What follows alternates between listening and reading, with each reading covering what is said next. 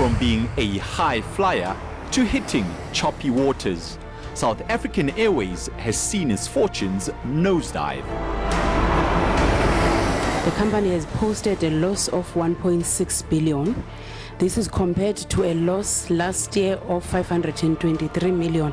High level, I will come back and say that the reasons for that. At an overall level, which is the bottom line, net loss before and or after tax, the company has posted a loss of 4.7 billion compared to a loss last year of 1.468, basically 1.5. Who is sabotaging South Africa's national carrier? I think that SAA can be fixed.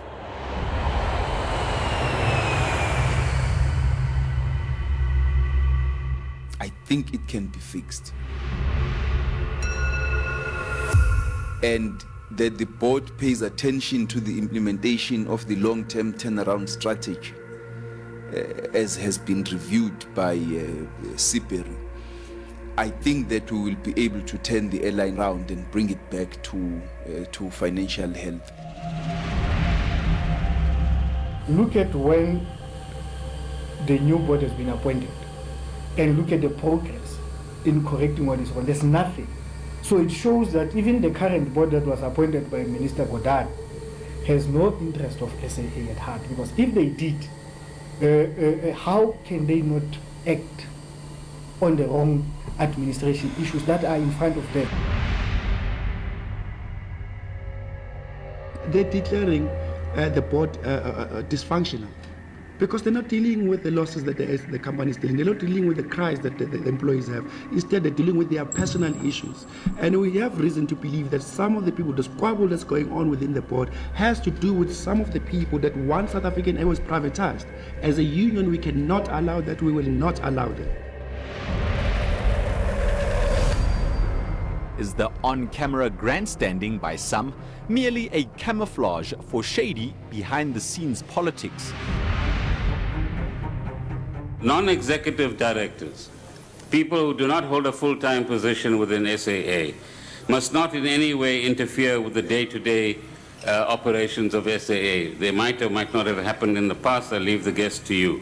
Similarly, the executive directors, those in the full-time employ, the acting CEO, for example, those are the people that should worry about the day-to-day operations of SAA. Is Dudumieni the root of all evil? The Deputy Minister of Finance on the 17th of May promised the committee we would get those reports. That's after National Treasury had refused to give me the reports, after I'd hired them. And so even now, a month later, we still haven't got the reports. Or just a convenient scapegoat? It is crazy for somebody to start blaming me for all the losses of South African Airways. I am 100% confident that I'm not responsible for the losses of South African Airways. ANN7 uncovers the truth you have never been told.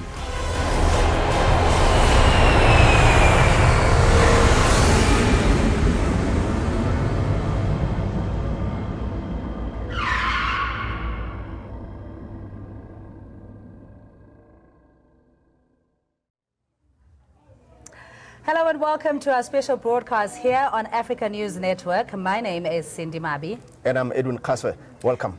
Now, our top story, as an embattled South African Airways struggles to stay afloat, we explore what has grounded the best airline on the African continent. At least 17 investigations were commissioned in just the last 4 years to diagnose what troubles SAA.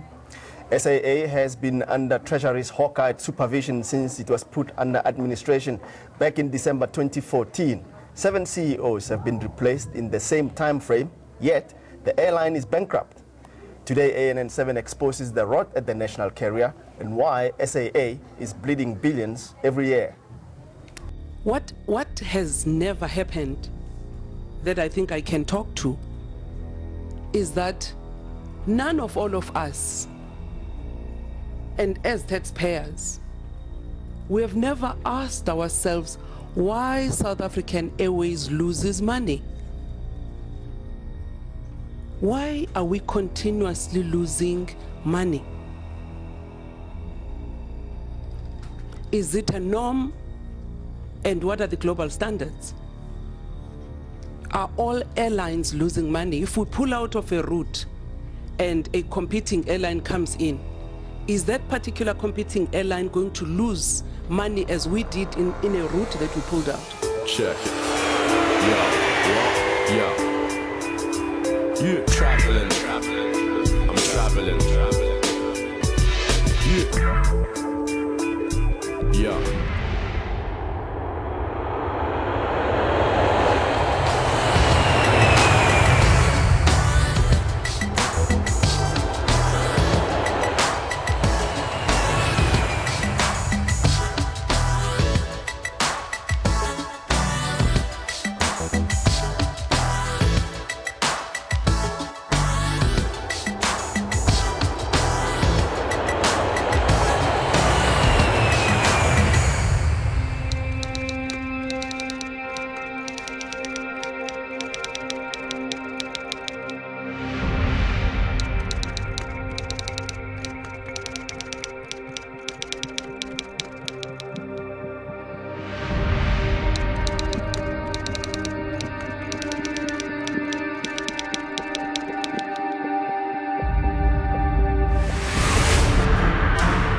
This plush office houses South African Airways' Florida-Miami sales office. It employs 75% of the total SAA staff in the United States, all of whom are American nationals.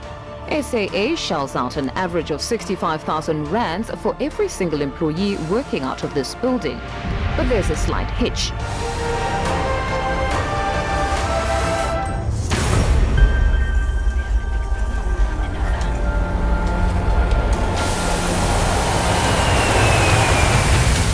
SAA does not operate a flight into Miami.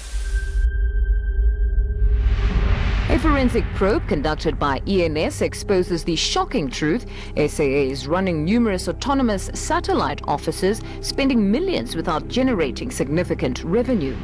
SAA does not operate a flight into Miami, yet employs 57 US nationals there.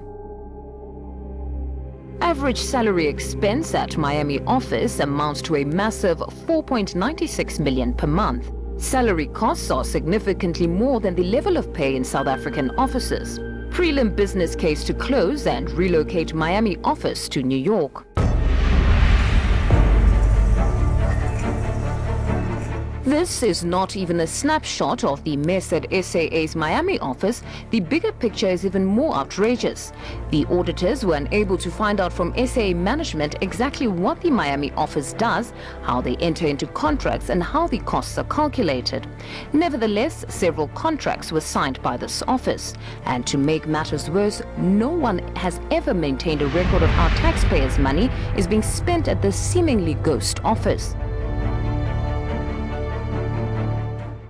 Even though the function of the SAA offices in Miami were not clear, they were signing a large number of contracts. Also, we do know that the contract was not loaded on the customer relationship management system. We also know that auditors couldn't ascertain if the bid adjudication committee approval was granted for these contracts. They had no idea if the due processes were followed in appointing the companies that got these contracts. Also, they had no idea how the contract extensions were approved. Most of the contracts have expired and had no evidence to indicate the renewed approvals of these contracts. And most importantly, an internal audit has never been performed on an audit of this outstation. Well, it's back to you in studio. Surprisingly, this overwhelming evidence of wasteful expenditure failed to convince the SAA management of the need for urgent intervention. The management could have easily and legally terminated the contract and plugged the leakages by terminating the lease before time. A perfect opportunity to course correct was frittered away as the SAA management inexplicably went ahead and extended the lease until 2021.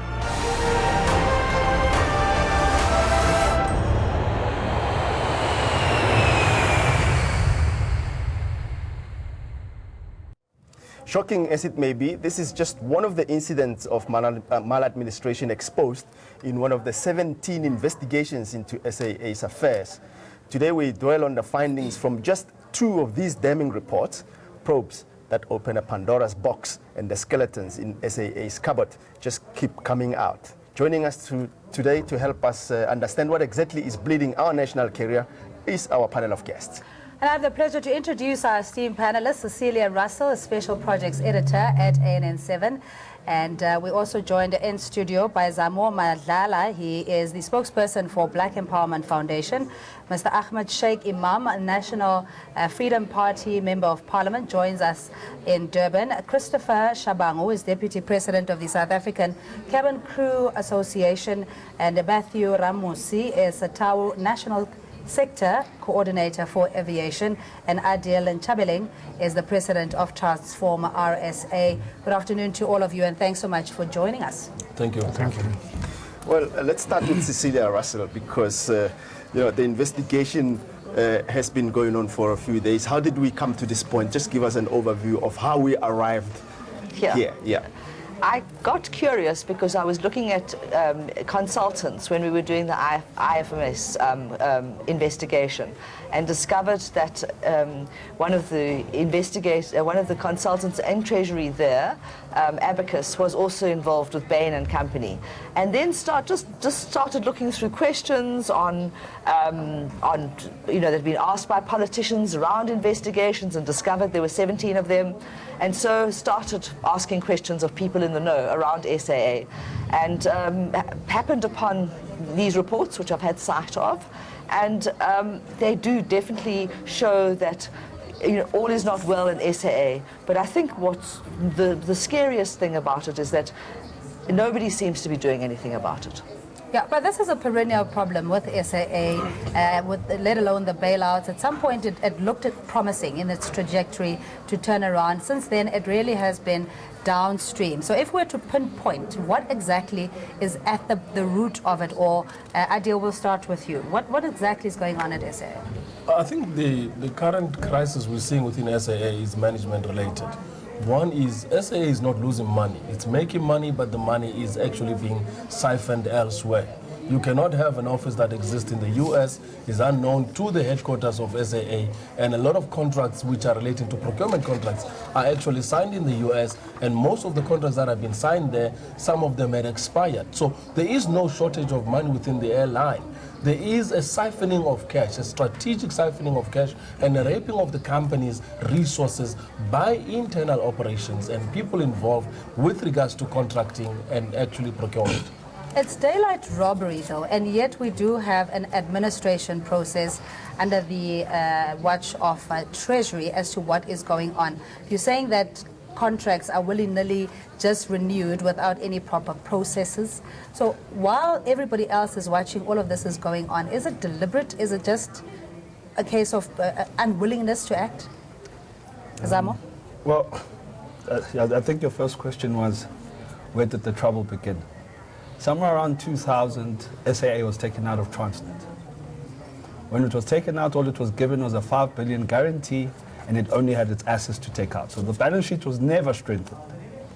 Immediately after SAA gets taken out, 9 billion gets given to Transnet. You can check yourself who the individuals involved at the time were. The Minister of Finance at the time was Minister Trevor Manuel. You can look at the Transnet side and you can connect the dots yourself. After that, it was very clear from that point on that the idea was we are going to privatize SAA, which also began under Kayangula. The current deputy chair was the CFO under Kayangula, and she had been set to begin this process of getting the airline privatized. In 2 years, she failed, it didn't work. She's now back as the new deputy chairperson of the current board. Then fast forward to 2003-04, SAA made huge losses on its hedging position. And when you start looking at the financials, you start realizing that the money started going crazy there. The airline was no longer operating. You start seeing with the numbers that there's a lot of operating lease costs that start being loaded. And what are you doing there? Immediately you are hammering your margin, because you no longer hold the assets. You're now working on operating lease. And this has just been carrying on, because the shareholder has not been capitalizing the airline sufficiently. So what they keep on doing is just plugging the gaps, and the hole just gets deeper. So it's systemic for years, at least 17 years. All right, so you're saying that it's almost like a board game where people had set themselves up to say, okay, I'll give you a turn to win, and then, you know, we'll sort of rotate that kind of role. Pretty much, because right now the end game is, let's defund this airline because we want to privatize it. That's the current end game. So Matthew, you would then say that there's a concerted effort. I mean, this is sabotage, to sabotage the airline. Look, that's exactly what we've been saying as SATA, to say, look, there's an element of people who came to SAA simply to make sure that SAA is not profitable, so that it can opt for privatization. We've been raising a number of concerns, even before the current investigations that were done, to say, look, management of SAA, we don't believe that they are committed to make sure that this airline is profitable. Over and above that, we look at the structure of how things are done, but in particular the Treasury, in making sure that they assist the airline. But in our view is that they fuel the process of making sure that the SAA is not making profit. I'll make a typical example.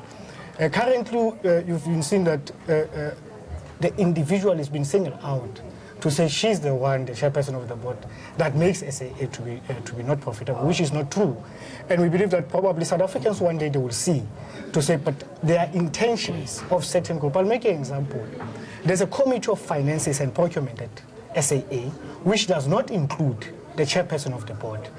The chairperson of that committee is Trifosa, who happened to be the CFO of SAA in 2007 when SAA was in a similar situation as we speak now. She managed to come back for whatever reason that we don't know. There's another member into that committee, Swazi Chabalala, who happens to be a board member of Standard Bank, and you will know who are those who are owning Standard Bank. It happens again, and you know that SAA owns Standard Bank money, so meaning that in the board of SAA, in that committee, the interest of SAA is dealt with and everything is planned. You will have, on the very same committee, the lady by the name of Mula, who happens to be an employee on Investec, and SAA owns Investec money. So it shows that it's been designed for, to make sure that SAA does not pay for it, and they make sure that they sideline the chairperson of the board, but single it out when things go wrong. Yeah. So basically, that's exactly what you said. But Chris, sorry, Edwin, these are not anecdotal stories we're talking about. There had been at least 17 investigations into what ails South African Airways. Just on a first-hand experience, a cabin cruise experience where you see bums on seats, the flights are full, the duty-free is flowing, and yet somehow the airline is perpetually bankrupt. How do you explain that? I have to somehow agree with Zamo and sorry. Matthew. Sure. Now, how we look at it is you have two situations here. You have. It seems like there's two mandates. You have a mandate that has been sent to SAA to privatize, to come and make sure that you privatize this, and we are forced to believe this as SACA because if we go on strike as a union, and you do everything possible to beg management, the board, you actually stand outside the door and say, please talk to us, there's a crisis within the airline. They're not interested.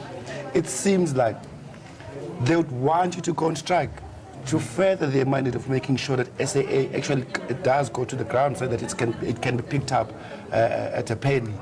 We have no other choice but to believe that is the mandate within the board. Secondly, whilst that's the mandate within the board, there are those, therefore, that are seeing that opportunity within South African Airways of now, here it's open, nobody is guiding this ship, let's loot.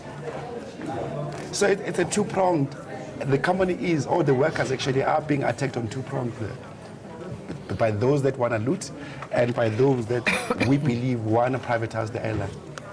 So, and there's a culture of impunity because, like we said, there are people watching, various departments take material shareholders that should be at least curbing the hemorrhaging of funds within SAA, and yet we're not seeing that happening. However, the reports of mismanagement are yet to be discussed by Treasury, the SAA board, or the Parliamentary Standing Committee on Finance. It's not clear why these oversight bodies have failed to deal with the rot at SAA, let alone implementing the recommendations made by the audit reports. Let's take a look at how many investigations have taken place so far at SAA. Over to Stephanie. Thank you so much, Edwin and Cindy. Well, taking a look at some of the investigations that were made, these probes were to look at forensics, financials, procurement, and the turnaround strategies of SAA. The investigations were about 91 million rand that was spent. Taking a look from 2014, fan-out forensic investigation, a backport forensic investigation, Simon & M supplies, and illegal dry snacks tender. We move on now to the 2014-2015 sector. Is Sao Paulo baggage claim payments, Air Chef's wine procurement, and then as well the big one that everybody is talking about, the A320 Airbus sale and lease back of the aircraft. We're taking a look at 2015 fly cargo aircraft supply tender, sale of SAAT surplus material, 90-day action plan audit, and procurement practices at SAA. Now moving on to the 2015-2016 financial investigation into SAA losses, AAR awarding of tender. We will take a look at that a little bit later as well. SM investigation, and then moving on to 2016 and 2017. In 2016, SAA and SA Express amalgamation, and in 2017, a long-term turnaround strategy. Well, that is some of the investigations that they looked into from 2014. It's back to you in studio. And joining us now is Ahmed Sheikh Imam, NFP MP. Good evening, or rather good afternoon to you, and thanks for joining us. We were just saying about the oversight committees where there should be at least a monitoring, evaluation, some action in trying to stop the looting at SAA. Why has it not been done? Good afternoon to you, and good afternoon to our guests and the viewers out there. Indeed, you know, the release of the reports is a clear indication of not wanting to find a solution to the challenges at South African Airways, because the emphasis for many years is on privatization. And I must add that we have repeatedly in Parliament questioned why is it that there's a belief and understanding that if you privatize South African Airways, it can make a profit, and it can't make a profit if it's a state-owned entity. And I think what is very, very clear, that South African Airways, there are those individuals specifically that want South African Airways to fail. Now, Treasury, to come in there, has taken over the responsibility to ensure that they deal with the challenges at South African Airways. But they failed to do that over a number of years, despite the fact that in Parliament we have repeatedly asked them to deal with the matter as a matter of urgency. In fact, some of us have actually objected to even the notion of privatizing South African Airways, because we believe that South African Airways can be profitable if the correct thing is done, and that we deal with the issues of management rather than with the infighting, and also deal with the challenges that are faced in terms of the cabin crew, in terms of the routes, in terms of the maladministration. Now, ministers after ministers of finance from Treasury have come and assured us the matters were being dealt with. And all we can do is just we question them, they report according to the matters being dealt with. You see them again 3 months later or 6 months later, exactly the same story, but no action is taken whatsoever. So I must add that from the National Freedom Party point of view, or as a member of Parliament, we strongly believe that the South African Airways can be a very successful. It has beautiful flights. In fact, it provides a very, the service is of a very high quality. It's been awarded the best airline. So the question is, what is going wrong? What is going wrong is very simple. And that is that we don't want South African Airways to succeed so that it can be privatized. Now, what I think we can pick up very, very clearly is there's obviously a conflict of interest in terms of management, because and that is why there's so much of infighting, because some want it to succeed and others don't want it to succeed.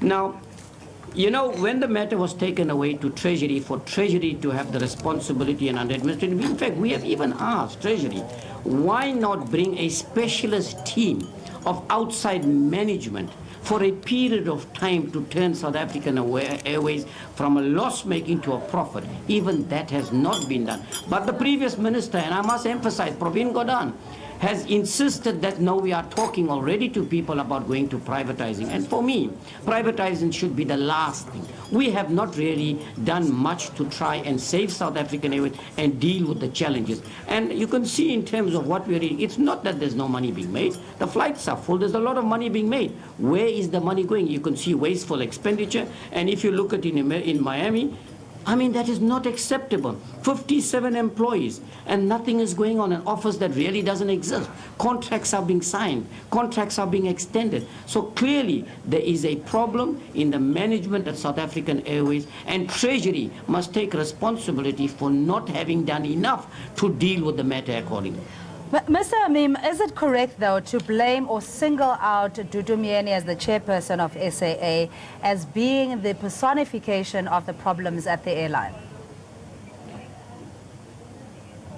Well, you know, clearly you can't blame one particular individual in any organization. Then the question that arises, if you want to blame one individual, what are the rest of the management team there for? What are the rest of the board members there for? What have they done together with Treasury, who have intervened in the matter to be able to resolve? Very little or nothing has been done. So I think it is very, very unfair to push the blame or the responsibility on one particular individual. There must be collective responsibility, and it is for that reason that Treasury had intervened, and Treasury itself has failed. So if you want to talk about the responsibility, I would say greater responsibility must be put onto the shoulders of Treasury for failing to take decisive action to ensure that we deal with the challenges at South African Airways. Now, we're only investigating or talking about two of the most glaring of these irregularities and maladministration, and yet there have been 17 investigations so far on the finances of the airline. And one of the more glaring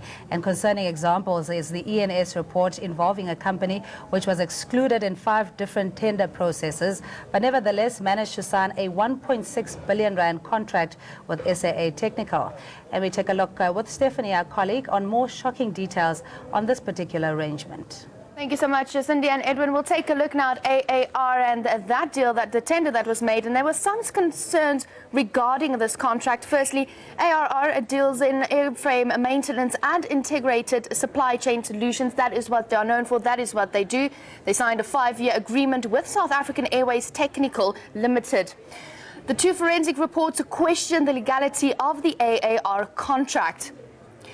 The Ernst and Young said the contract based on potentially corrupt relationship between AAR and SAA representatives. Well, the board are legally obligated to report alleged criminal activity to the police. This was in regards to the ENS report.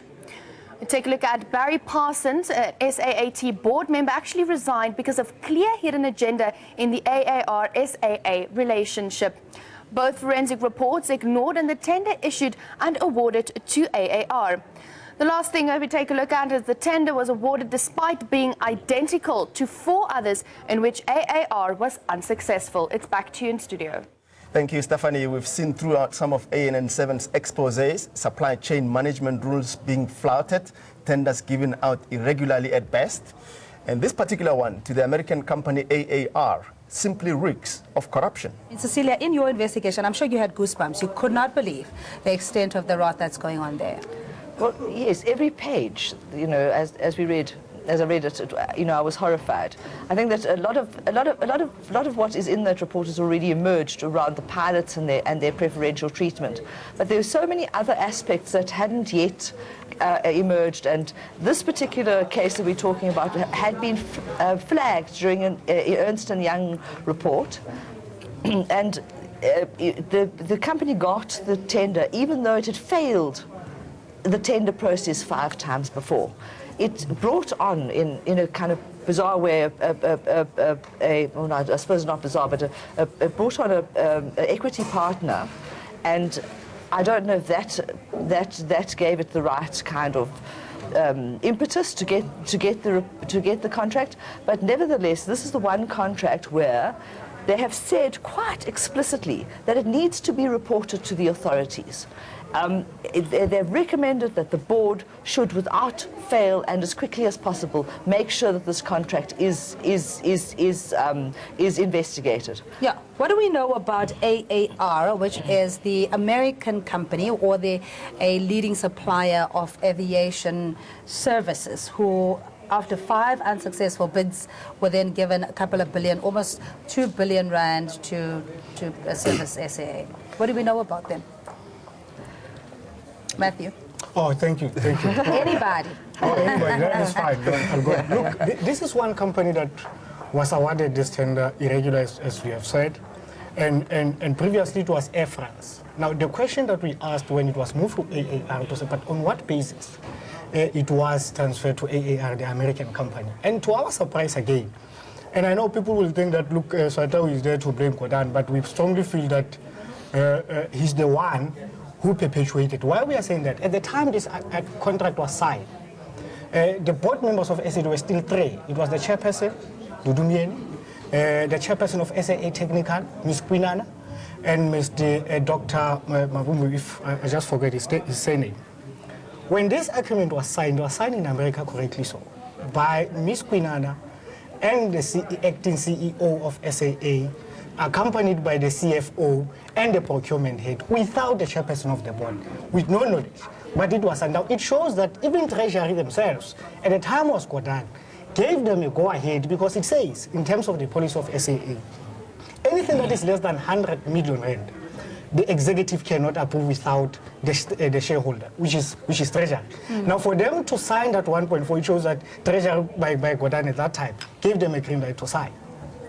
Now, yeah. Was it something that was maybe for the interest of the most vulnerable in society, as we've seen in the social grants constitutional court matter, that AAR simply had to be granted this contract, otherwise something catastrophic would happen to the country? No. What is the rationale behind it?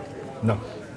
The whole signing of the particular contract occurred at a time when 3 individuals flew with a 4th individual who's not part of SAA during a tender process that was ongoing.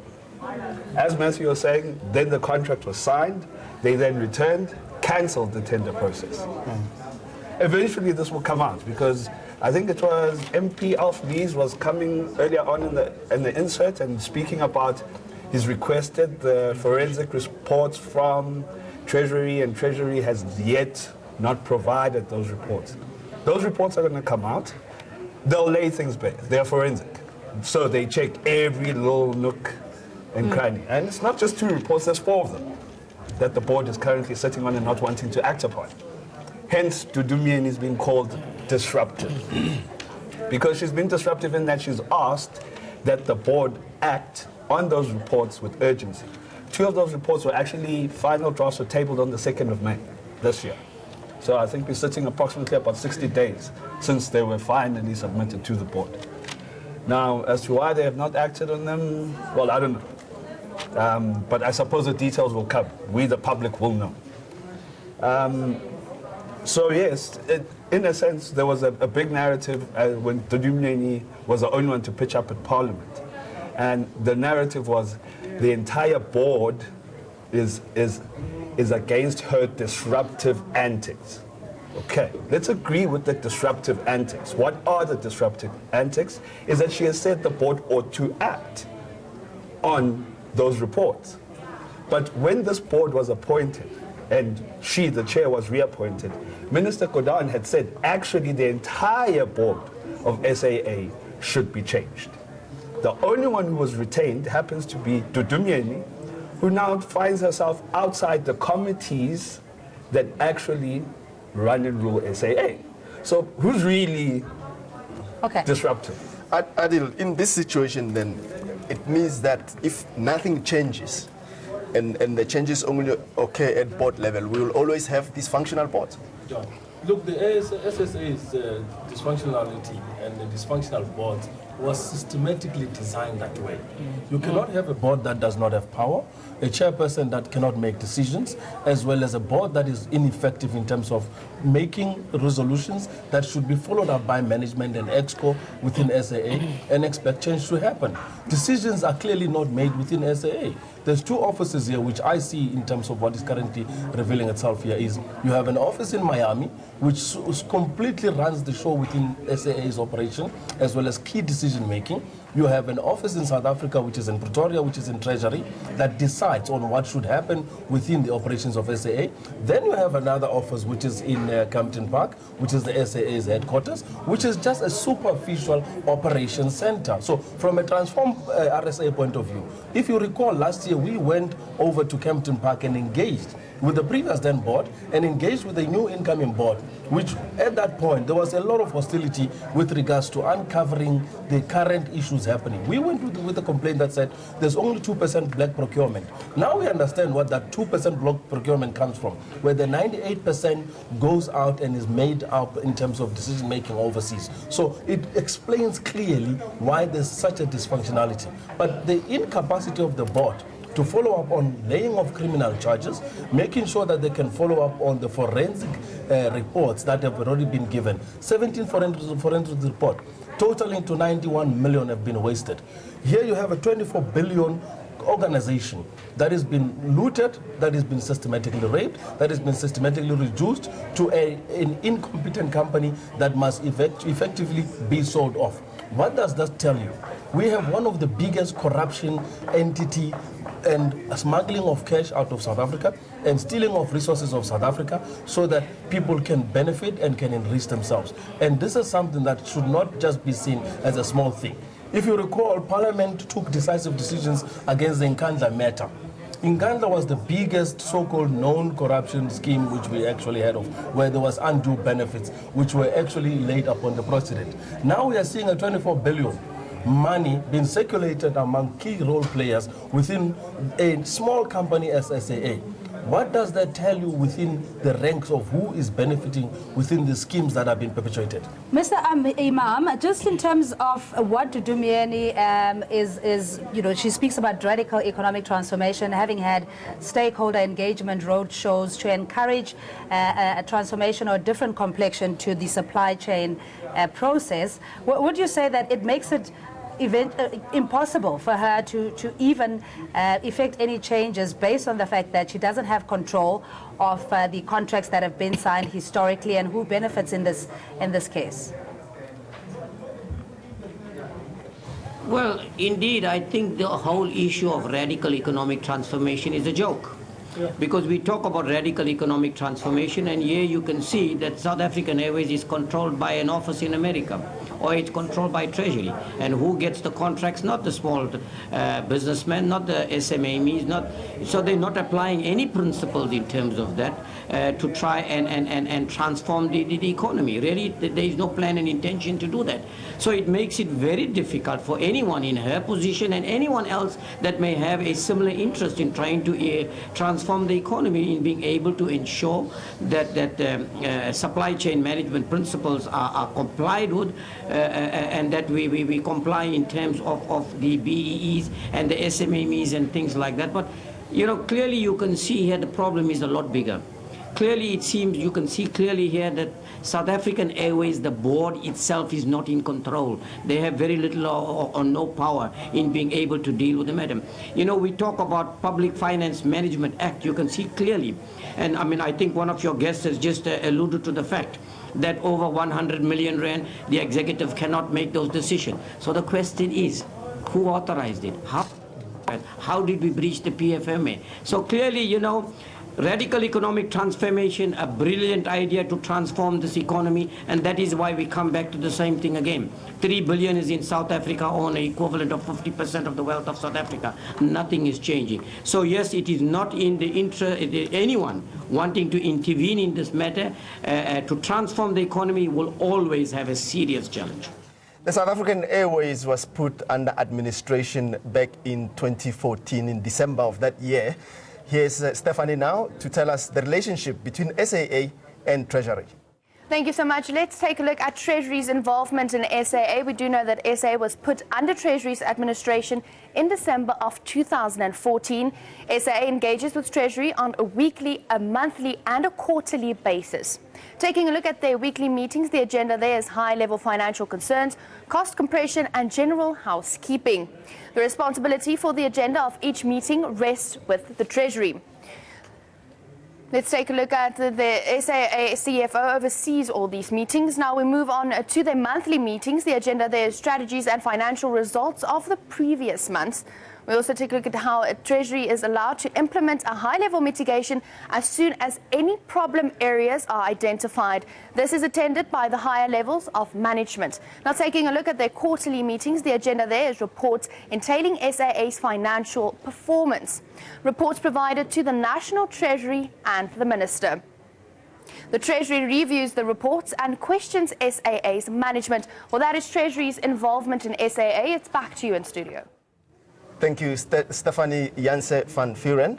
According to a question in Parliament in February, there were 12 investigations into SAA since 2014, costing in excess of 20 million rand, which have had various mandates, including looking at tenders, procurement, the sale of leaseback of aircraft, profitability, and why the airline is dependent on bailouts, etc. What is the status of this report? Well, ANN7 has had insight of 2 forensic reports on procurement, and that's what we're discussing today. And these are from Ernst & Young. And why the airline continues to make losses, there was the ENS report, and both of these were finalized. Question we're asking to our panelists, what has been done since then? Cecilia. Well, nothing. I mean, that's it, nothing. The reports have been there. They're ready to be acted upon. They need to be discussed. The reports that I've read have got very practical solutions to save money just by simply ensuring your accounting practices are up to date and things like that can bring huge savings. But they've done nothing.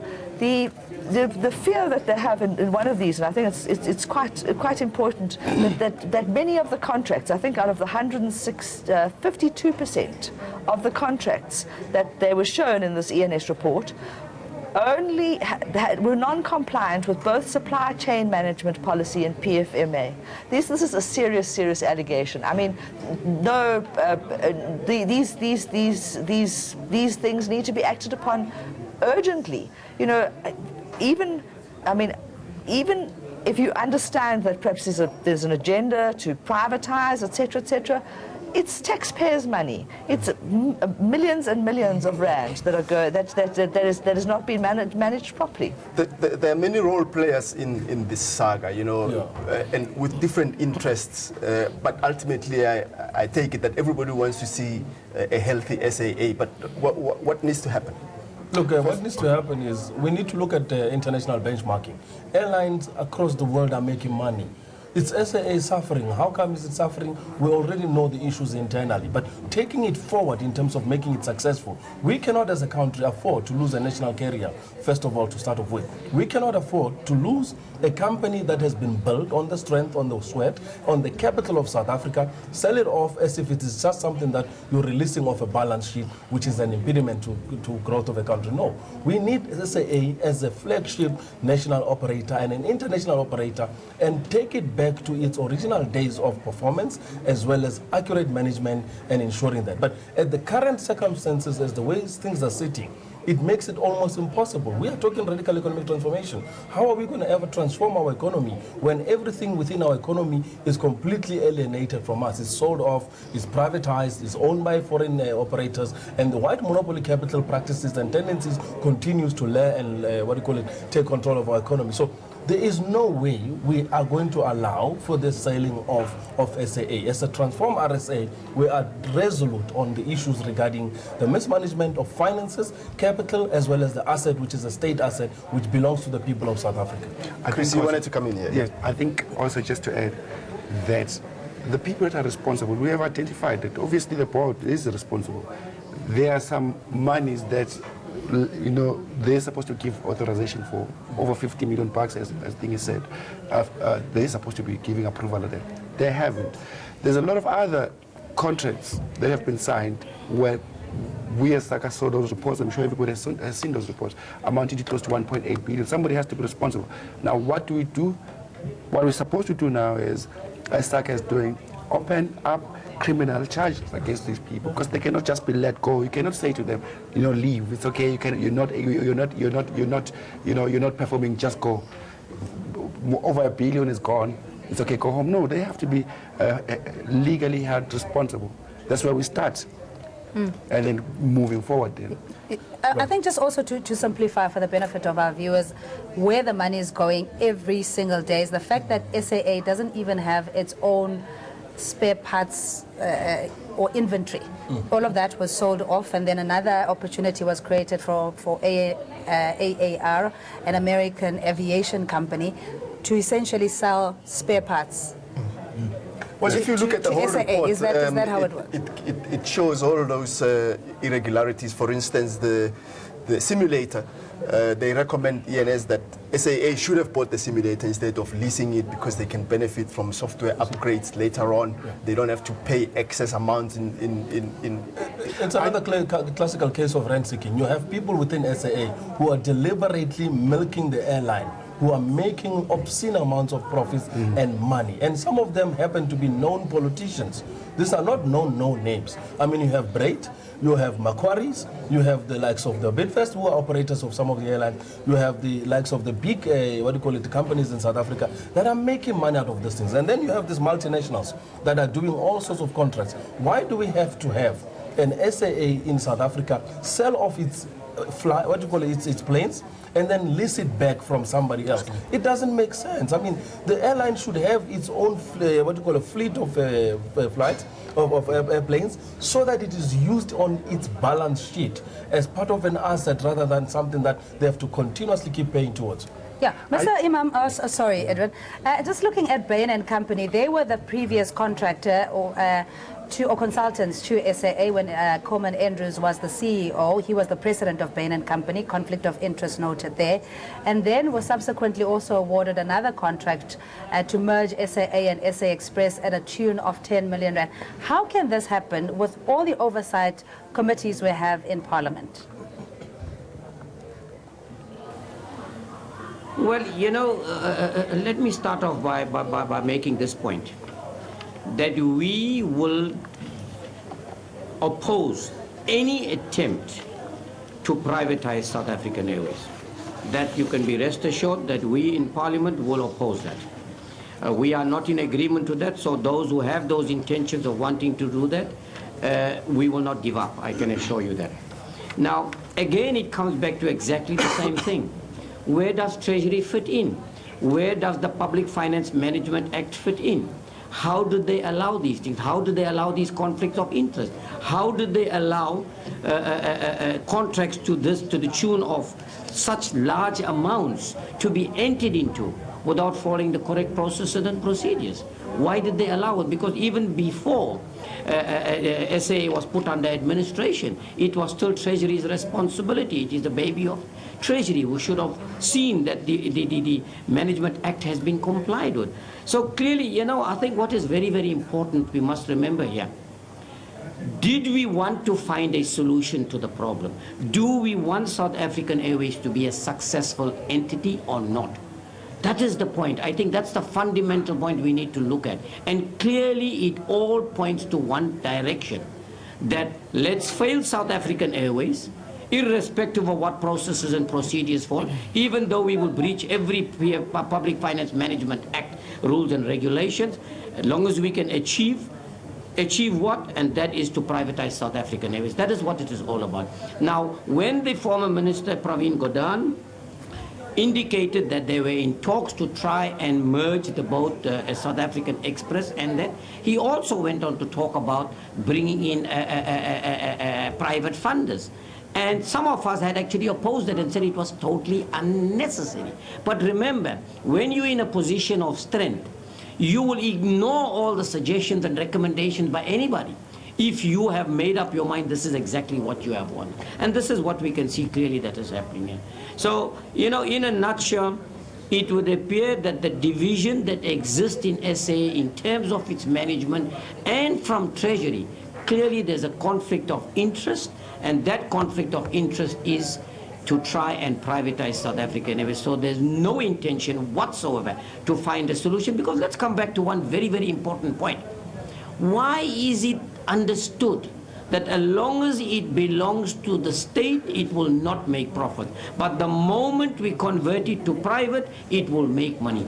And I think your previous guests have also mentioned, all over the world, the smallest countries and the airlines are all making money. South African Airways is the only one that's not making money.